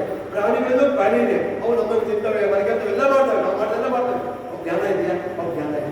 ನಮಗೆ ಭಗವಂತ ಜ್ಞಾನ ಕೊಡಿದೆ. ಜ್ಞಾನದಿಂದ ದೇಹ ಬೆಳಿಬೇಕು, ಜ್ಞಾನದಿಂದ ಏನು ಸಿಗುತ್ತೆ ಎಂಬುವಂಥ ವಿಷಯವನ್ನ ನಾವು ತಿಳ್ಕೊಂಡಾಗ ಆ ಜ್ಞಾನಕ್ಕೆ ಸರಿಯಾಗಿರ್ತಕ್ಕಂತಹ ವಿಷಯವನ್ನು ಸಿಗುತ್ತೆ. ಆ ವೇದವ್ಯಾಸ ದೇವರ ಶಿಷ್ಯರಾಗಿರ್ತಕ್ಕಂಥ ಮಧ್ವಾಚಾರ್ಯರು ಅತ್ಯಂತ ವ್ಯಾಪಕವಾಗಿ ಅಜ್ಞಾನ ಎಂಬ ಕತ್ತಲೆಯನ್ನ ಹೋಗಲಾಡಿಸಿ ಸಂಪೂರ್ಣವಾಗಿರ್ತಕ್ಕಂತಹ ಆಯಾ ಬೆಳಕನ್ನು ಕೊಡುವಂತಹ ಪ್ರವಚನವನ್ನು ಮಾಡ್ತಾ ಸಕಲ ಮತಗಳ ವಾದಿಗಳಿಂದಲೂ ಕೂಡ ಅಂಜಲಿ ಬದ್ಧರಾಗಿ ಎಲ್ಲರೂ ಕೂಡ ಜೀವೋತ್ತಮ ಸರ್ವೋತ್ತಮ ಸರ್ವೋತ್ತಮ ಕೊಂಡಾಡುವಂತೆ ಆಚಾರ್ಯರು ಮಾಡಿದ್ದಾರೆ. ಅಷ್ಟೇ ಅಲ್ಲ, ಎಲ್ಲಾ ವಿದ್ಯುತ್ ಸಭೆಗಳಲ್ಲೂ ಕೂಡ ಅಲ್ಲಿ ಸರ್ವೋತ್ತಮ ಇರ್ತಕ್ಕಂಥ ವಿಷಯವನ್ನು ವಿಶೇಷವಾಗಿ ಎಲ್ಲರೂ ಕೂಡ ಸಾಧನೆ ಮಾಡ್ತಕ್ಕಂಥವರಾಗಿರ್ತಾರೆ ಅಂತ ಹೇಳ್ಬಿಟ್ಟು ಅದೇನು ಹೇಳ್ತಾ ಇದ್ದಾರೆ, ಒಂದು ನೈವೇದ್ಯ ಕೊಡ್ತಾ ಇದ್ದಾರೆ. ಏನಪ್ಪ ಅಂತಂದ್ರೆ, ಕಾಶಿಯಿಂದ ಸಂಚಾರ ಮಾಡ್ತಾ ಮಾಡ್ತಾ ಕುರುಕ್ಷೇತ್ರಕ್ಕೆ ಬರ್ತಾರೆ ಮಧ್ವಾಚಾರ್ಯರು. ಅಲ್ಲಿ ತೋರ್ತಕ್ಕಂಥ ಮಹಿಮೆ ಭಾರವಾದ ಮಹಿಮೆ ತೋರ್ತಾರೆ. ಹಾಗೆ ಅಂದರೆ ಹಿಂದೆ ದ್ವಾಪರ ಯುಗದಲ್ಲಿ ಮಧ್ವಾಚಾರ್ಯರು ಕುರುಕ್ಷೇತ್ರಕ್ಕೆ ಬಂದಾಗ ಆ ದ್ವಾಪರದಲ್ಲಿ ಯುದ್ಧ ಆಗಬೇಕಾದ್ರೆ ನಾವು ಭೂಮಿಯಲ್ಲಿ ನಮ್ಮ ಗಲೆಯನ್ನು ಇಟ್ಟೋಗಿದ್ವಿ. ಅದನ್ನ ವಿಷಯವನ್ನು ಹೇಳಬೇಕಾದ್ರೆ ಶಿಷ್ಯರು ಎಲ್ಲಿ ಗಲೆ ನೋಡ್ಬೇಕು ಅಂತ ಕೇಳಿದ್ವಿ. ಹಾಗಾದ್ರೆ ಈ ಜಾಗದಲ್ಲಿ ಮಣ್ಣು ಹಾಗೆ ಅಂತ ಮಣ್ಣೆಲ್ಲ ತೆಗೆದು ಅಂದ್ರೆ ದ್ವಾಪರ ಯುಗದಲ್ಲಿ ನೀವು ಉಪಯೋಗಿಸಿರ್ತಕ್ಕಂಥ ಗಲೆಯನ್ನ ಕಣ್ಣಾರೆ ಮಧ್ವಾದ ಶಿಷ್ಯರು ನೋಡಿ ಅನಂತ ಪಡ್ತಾರೆ. ಓಹೋ ಅವಾಗ ಗೊತ್ತಾಗಿದೆ ಭೀಮಸೇನ ದೇವರೇ ನಮ್ಮ ಮಧ್ವಾಚಾರ್ಯ. ದ್ವಾಪರಯುಗದಲ್ಲಿ ಕೃಷ್ಣ ಇದ್ದ, ತ್ರೇತಾಯುಗದಲ್ಲಿ ರಾಮ ಇದ್ದ. ಆಗಿನ ಕಾಲ ನಾವು ಅವರೇ ದೇವರು ತಿಳ್ಕೊಂಡ್ಬಿಟ್ರೆ ಎಲ್ಲರೂ ಮೋಕ್ಷ ಕೊಟ್ಟಿದ್ರು. ಅಯ್ಯ ಕೃಷ್ಣ ಒಬ್ಬ ಅಲ್ಲ, ರಾಮ ಒಬ್ಬ ರಾಜ ಅಂತ ಈ ಜ್ಞಾನ ಇರೋದ್ರಿಂದ ಯಾರು ಮೋಕ್ಷಕ್ಕೆ ಹೋಗ್ತಿದ್ರು. ಸರ್ವೋತ್ತಮ ಅವನೇ ಬಿಟ್ಟು ಯಾರು ಗತಿಯಿಲ್ಲ ಅಂತ ಅನ್ಕೊಂಡ್ಬಿಟ್ಟಿದ್ರೆ ನನ್ನೋದು ಒಬ್ಬರೇ ಒಬ್ಬರು ಯಾರು ಜೀವೋತ್ತಮ ಆಗಿರ್ತಕ್ಕಂಥ ಆಯುಧ. ಆ ಆಯುಧವನ್ನ ನೋಡಿದ ತಕ್ಷಣ ಸತ್ಯ ತೀರ್ಥನೆ ಬದಲಾಗಿ ಅನೇಕ ಶಿಷ್ಯರಿದ್ರು. ಎಲ್ಲರಿಗೂ ಕೂಡ ಬಹಳ ಆನಂದವಾಗಿ ಸಂತೋಷಪಟ್ಟು ನಿಜವಾಗಿ ಇವರು ಅವರೇ ಅನ್ನೋ ವಿಷಯವನ್ನ ತಿಳಿಸ್ಕೊಂಡಂತೆ. ಅಷ್ಟೇ ಅಲ್ಲ, ಭೀಮನಂತೆ ಮುಂದೆ ಅವರು ಸಂಚಾರ ಮಾಡ್ತಾ ಕಾಶಿಂದ ಬಂದರು. ಮುಂದೆ ನಾವೇನು ಗೋವಾ ಅಂತ ಹೇಳ್ತೀವಲ್ಲ, ಆ ಗೋವಾ ಪ್ರದೇಶಕ್ಕೆ ಬಂದ್ರು. ಅಲ್ಲಿ ಕೂಡ ಒಬ್ಬ ಬ್ರಾಹ್ಮಣ ಏನ್ ಮಾಡ್ದ ಅಂದ್ರೆ ಕಳೆದುಬಿಟ್ಟು ಮಧ್ವಾಚಾರ್ಯ ಬಂದಿರು ಅಂತೇಳಿ ಸುಮಾರು 4,000 ಬಾಳೆ ಹಾಕ್ಕೊಟ್ಟು, 4,000 ಒಂದಲ್ಲ 4,000 ಬಾಳೆ ಕೊಟ್ಟರು ಕೂಡ ಅದೆಷ್ಟು ಮಧ್ವಾಚಾರ್ಯ ತಿಂದಾಕಿತ್ತು. ಒಬ್ಬ ಸನ್ಯಾಸಿ ಮಧ್ವಾಚಾರ್ಯ ಅದೆಷ್ಟು ತಿಂದಾಕಿತ್ತು. ನಾನು ಒಂದು ದೊಡ್ಡ ನೀರು ಬಿಡ್ಬೇಕಾದ್ರೆ ಐದೇ ಇರಲಿಲ್ಲ, ಒಂದು ದೊಡ್ಡ 30 ಕೂಡ ಹಾಲು ಅದಿಷ್ಟು ಕುಡಿದ್ಬಿಟ್ಟು. ನಾನು ಮೊದಲು ಹೇಳಿದ್ದೆ ಮಧ್ವಾಚಾರ್ಯ ಇದರೊಳಗೆ ಹೊಟ್ಟೆ ಒಳಗೆ ಒಂದು 80 ಅನ್ನೋಷ್ಟಷ್ಟು ಜೀರ್ಣ ಮಾಡುವಂಥ ಶಕ್ತಿ ಅಗ್ನಿ ಇದೆ, ಋಕಾಗ್ನಿ ಅಂತ. ಬೇರೆ ತಿಂದು ಕೂಡ ಜೀರ್ಣ ಮಾಡಿಕೊಡ್ತಾರೆ. ಅಲ್ಲದೆ ಮಹಾಪ್ರಯವಾದಾಗ ಸಮುದ್ರ ಮತ ಮಾಡಬೇಕಾದ್ರೆ ಯಾಕೋಡ ವಿಷಯ ಬಂತು, ಅದೆಷ್ಟು ನುಗ್ಗಿದವ್ರು ಯಾರು ಆಯ್ದೆ ಏನೂ ಆಗಿಲ್ಲ. ಎಲ್ಲ ನುಗ್ಗಿಬಿಟ್ಟು ಚೂರೇನೋ ಒಂದೊಂದು ತಿಕ್ಕಿ ದುರ್ದೇ ಕೊಟ್ಟರೆ ಅವ್ರು ತಗೊಂಡು ಸಿಕ್ಕಾಗ್ಬಿಟ್ಟು ವಿಷಕಂಠರ ಅದಕ್ಕೆ ವಿಷಕಂಠ ಅಂತ ಹೇಳ್ತಾರ. ಆ ರೀತಿ ಅದು ನೀಲಕಂಠ ಅಂತ ಅದರಿಂದ ಕಾರ್ಕೋಟ ವಿಷಯವನ್ನೇ ಕುದಿರ್ತಕ್ಕಂತಹ ವಾಯುದೇವರಿಗೆ ಈ 30 ಕೂಡ ಹಾಲೆಯಲ್ಲಿ 4,000 ಹಣ್ಣುಗಳಲ್ಲಿ ಯಾವ ಲೆಕ್ಕನೇ ಅಲ್ಲ, ಅನಾಯಾಸವಾಗಿ ಜೀವನವನ್ನು ಮಾಡಿಕೊಡ್ತಕ್ಕಂಥವರು ಅಲ್ಲಿ ಇರ್ತಕ್ಕಂಥವರಾಗಿದ್ದಾರೆ. ಅಷ್ಟೇ ಅಲ್ಲ, ಅಲ್ಲಿ ಒಬ್ಬ ರಾಜ ಏನು ಮಾಡಿದ, ಇವರನ್ನು ಬಂಧನ ಮಾಡಬೇಕು ಅಂತ ಹೇಳಿ ಸೈನಿಕರ ಶಿಷ್ಯನೆಲ್ಲ ಬಿಟ್ಬಿಟ್ಟು ಮಧ್ವಾಚಾರ್ಯನ ಬಂಧನ ಮಾಡಿ ಅಂದ್ರೆ ಅವ್ರ ರೂಮಲ್ಲಿ ಕೂಡ ಇಟ್ಟಿಲ್ಲ, ಗೃಹ ಬಂಧನ ಮಾಡಿದ್ಮೇಲೆ ಮಧ್ವಾಚಾರ್ಯ ಏನ್ ಮಾಡಿದ್ರು ಅಂತ ಎಲ್ಲ ಶಿಷ್ಯರ ಒಂದು ಯೋಜನೆ ದೂರ ಕಳಿಸ್ಬಿಟ್ಟು ಇವಾಗ ಹೋಗ್ಬೇಡಿ ಅಂತ. ಶಿಷ್ಯರೆಲ್ಲ ಹೋದ್ರು. ಎಲ್ಲ ಹೋದ್ಮೇಲೆ ಅನೇಕ ದಿನಗಳು ಕಳೆದ ಮೇಲೆ ರಾಜ ಬಂದು ಇದರ ನೋಡೋದ್ರೆ ಹಿಂದೆ ಕೊಟ್ಟು ಇವಾಗ ಅಪೇಕ್ಷೆ ಕುಡಿಸಿ ಬಾಲ್ ಹಾಕಿ ಕಲ್ಬಿಟ್ಟು ಹೇಗಿರ್ತಾರೋ ಅದೇ ರೀತಿ ಕುತ್ಕೊಂಡಿದ್ರು. ಆಶ್ಚರ್ಯ ಆಯ್ತಿಲ್ಲಪ್ಪ, ಹೀಗಿದ್ದಾರೆ, ಈಗೇನು ಆಗಿರಲಿಲ್ಲ ಅಂತೇಳಿ ಆ ರಾಜ ಹೋಗ್ಬಿಟ್ಟು ಅರ್ಧ ರಾಜ್ಯವನ್ನೇ ಕೂಡ ಆಚಾರ್ಯ ಮಧ್ವರಿಗೆ ಕೊಡಬೇಕು ಅಂತ ಹೇಳಿ ಕೊಡ್ತಕ್ಕಂಥವನಾಗಿದ್ದಾನೆ. ಹೀಗೆ ಪಾಠಾಪರಚನೆ ಮಾಡ್ತಾ ಮಧ್ವಾಚಾರ್ಯರು ಸಾಕ್ಷಾತ್ತಾಗಿ ಸಂಚಾರ ಮಾಡ್ತಾ ಪ್ರಯಾಣ ಮಾಡಲಿರ್ತಕ್ಕಂಥ ಕಥಾಭಾಗದೊಂದಿಗೆ ಇಂದಿನ ಪ್ರವಚನ ಕಾರ್ಯಕ್ರಮದಲ್ಲಿ 9 ಮತ್ತು 10ನೇ ಸರ್ಗದ ಸುಮಧುರ ಕಥಾಭಾಗವನ್ನು ಯಥಾಶಕ್ತಿ ಒಂದು ಸರ್ಗ ಕಥೆ ಒಂದು ಗಂಟೆ ಒಳಗೆ ಸಾಧ್ಯವೇ ಇಲ್ಲ. ಒಂದು ವಾರಗಟ್ಟಲೆ ಹೇಳ್ಬೋದು.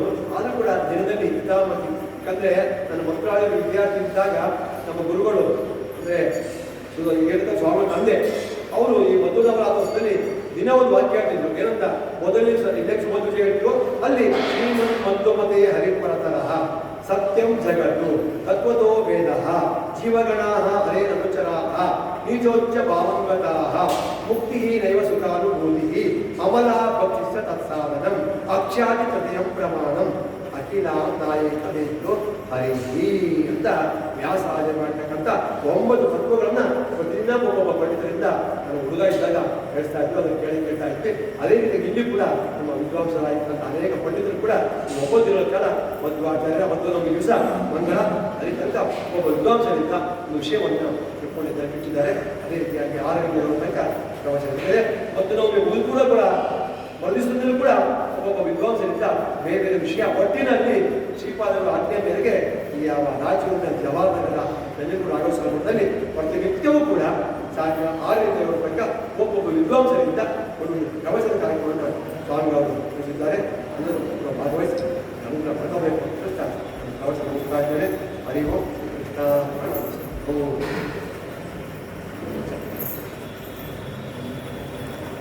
ಸುಭಾಷಿತಕಾರರು ಹೇಳ್ತಾರೆ, ಗುರವಃ ವಿರಲಾತ್ಮಕ್ಕೆ ಶಿಷ್ಯ ಶಿತ್ತಾಪಹಾರಕ ಅಂತಂದ್ರೆ, ಗುರುಗಳು ನಮಗೆ ಬೇಕಾದಷ್ಟು ಸಿಗಬಹುದು, ಆದರೆ ಶಿಷ್ಯರ ಮನಸ್ಸನ್ನು ಅಪಹರಿಸಿಕೊಂಡು ಅದಕ್ಕೆ ತಕ್ಕಂತೆ ಶಿಷ್ಯರ ಮನಸ್ಸಿಗೆ ತಾಕುವಂತೆ ಉಪದೇಶ ಮಾಡುವವರು ಬಹಳ ಕಡಿಮೆ ಜನ ಅಂತ ಹೇಳ್ತಾರೆ. ಅದರಿಂದಾಗಿ ಅಂತಹ ಒಂದು ಶಿಷ್ಯರ ಮನವೊಟ್ಟುವಂತೆ ಪ್ರವಚನ ಮಾಡುವಂತಹ ಸಾಮರ್ಥ್ಯ ಆಚಾರ್ಯರಲ್ಲಿದೆ.